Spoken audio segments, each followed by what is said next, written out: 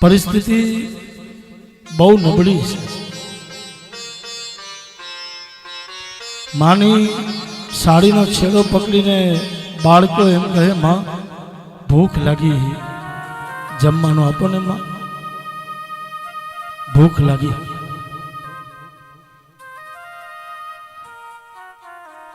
જે જન્મ આપનારીમાં જનતાના બાળકો 4-4-5 દિવસથી ભૂખા હોય,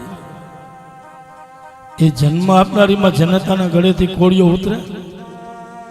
જેના બાળકો ભૂખા હોય એ માના મોઢેથી કોળીઓ નીકળે નહીં બાપ. 4-4-5 દિવસથી જેના બાળકો ભૂખા હશે, અને આવી જ્યારે પરિસ્થિતિ આપણી હોય ત્યારે બધેથી પહેલા એમાં વિશેષ વધારેમાં વધારે તકલીફ પડતી હોય તો એ માને પડે છે. કારણ કે બાળકો છે ને એ બાપને નહીં કે ભૂખ લાગી, માની સાડીનો છેડો પકડીને કહેશે, માં ભૂખ લાગી, જમવાનું આપો ને માં, ભૂખ લાગી. બ્રાહ્મણ પત્ની રસોડામાં આવી, એક ડબ્બા નીચે ઉતારીને જોઈ, અનાજનો દાણો નથી બાપ. આંખમાંથી આહુડા પાડે, પ્રભુ ક્યાંક અમારાથી પાપ થયું હશે, અમારાથી કોઈ ભૂલ થઈ હશે, આ શિશુનો શું દોષ?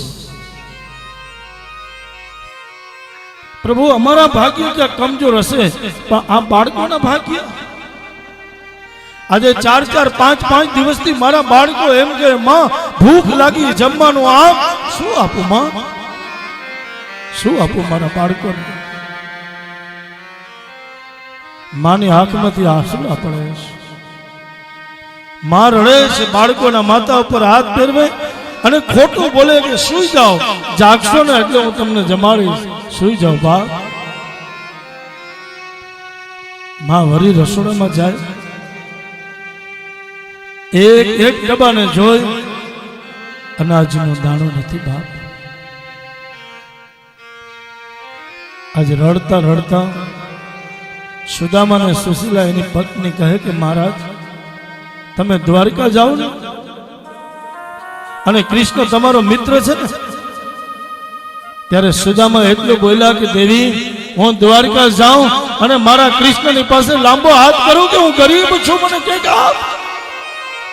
તો મારું હજા છે કે વ્રત ભંગ થાય દેવી. હું એની પાસે જઈને લાંબો હાથ ન કરી શકું, એની પાસે માગી ન શકું, મને દે, એ મારો મિત્ર છે. ત્યારે એટલું કહે,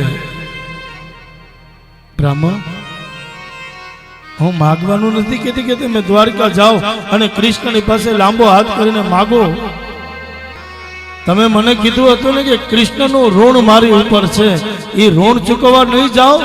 જ્યારે કૃષ્ણના ભાગના ચણા ગુરુ માતાએ બાંધી આપ્યા અને એ ચણા જે તમે ખાધા એનું ઋણ ચૂકવવા નહીં જાઓ બા.